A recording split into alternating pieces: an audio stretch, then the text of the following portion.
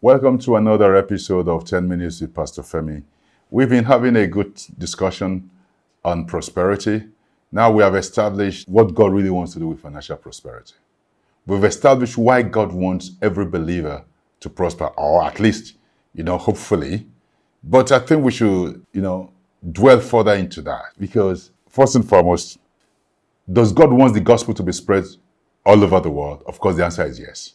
The Bible said, Jesus Christ said, go ye into all the world and preach the gospel to every creature. Does God want every believer to be involved in spreading the gospel? Of course, the answer is yes. The Bible tells us that you are going to be my witnesses. So talking to every believer, I said, you will be my witnesses in Jerusalem, in Judea, in Samaria, and unto the uttermost part of the earth. Does God realize that it will require money to get this job done? Of course, yes. He said, my cities will be spread abroad through prosperity. So, if all of those ones are yes, then you should understand then that it is easy for us to conclude that God wants every believer to prosper. So the idea that God, I don't want to be rich so that I don't deny you, should not be our focus. It should be a case that if there is something about me that wants to deny Jesus Christ, I should deal with that. Because if I can deny Jesus for money, I can deny it for something else. If money can take me away from God, something else can take me away from God. So I need to deal with the root of all of those things that might be responsible for my lack of total commitment to God. The places where I have not absolutely surrendered. I'm still struggling. Romans 12 says, present your body a living sacrifice, wholly acceptable unto God. That is your reasonable service. You cannot start serving God until you have made yourself available totally to God. Paul was writing to the Corinthians. He said the Macedonians said they were poor, but out of their poverty, they surprised us. Well, they first of all gave themselves. So the beginning of this whole thing is that you give yourself. Are you totally committed? Because if you are not, the devil will take advantage of all of those things. Look, so many of us are in churches today because we are just trying to use God to prosper. We just want God to help us. About 90% or 95% of people who are in churches today, they are in churches because they want God to help them. They're not there because they love God, they're passionate about God, and they want to serve God. As long as God is helping them, they're okay.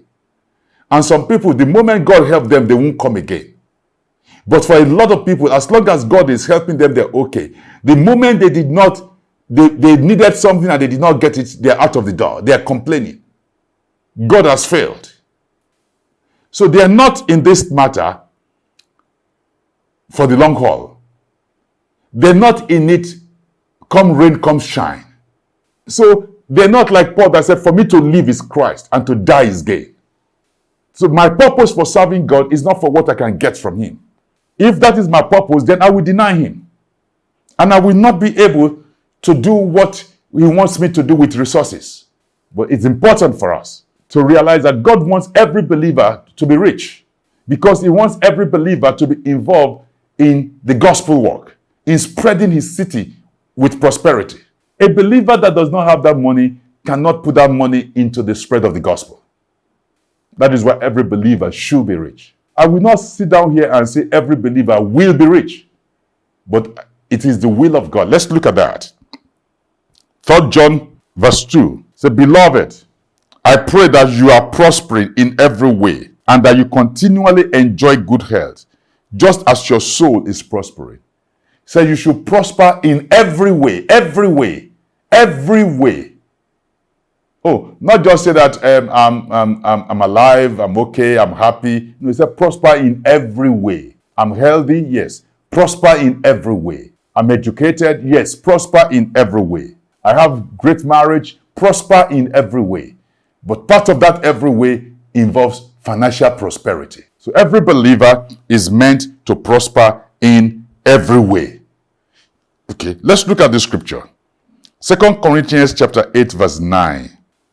The King James Bible says, for you know the grace of our Lord Jesus Christ, that though he was rich, yet for your sakes he became poor, that ye through his poverty might be rich.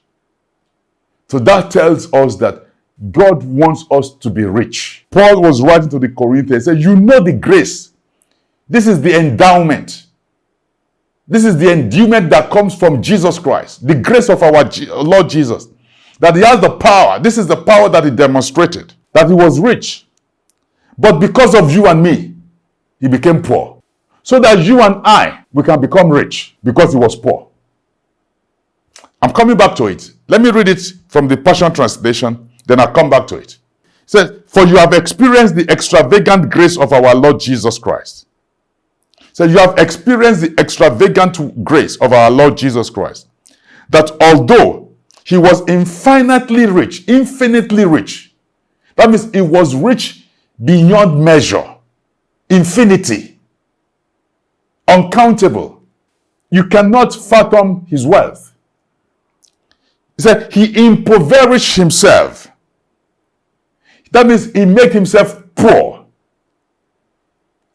He reduced himself to a level of poverty for your sake, for our sake, so that by his poverty, we will become rich beyond measure. Hallelujah. By his poverty, we will become rich beyond measure. So every believer can be rich beyond measure. Now, I'm not saying every believer will be rich beyond measure, but every believer is technically, legally entitled to being rich beyond measure. There's no reason why any believer should be afraid of wealth. There's no reason why any believer should be afraid of being rich. Because God is saying that Jesus Christ, he became poor. He was infinitely rich, but he impoverished himself for our sake, so that we, by his poverty, we could become rich beyond measure. If somebody have preached to you before and told you that God wants you poor, I'm showing you from the Bible that Jesus Christ actually exchanged his wealth with us for our poverty. Hallelujah. He took our poverty so that he can give us wealth. He became poor so that we can become rich. When I say that, there's only one other scripture that comes to my mind, which is 2 Corinthians chapter 5, verse 21.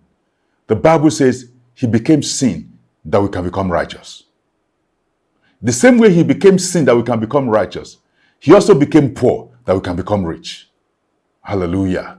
If Jesus Christ became sin to make us righteous, and if I ask you right now, are you righteous? People will say, well, I am the righteousness of God in Christ Jesus. He made me righteous. Righteousness was bestowed upon me. In the same way, he took my poverty and he bestowed wealth on me. He took my sin and he bestowed righteousness on me. He also took my poverty and bestowed wealth on me.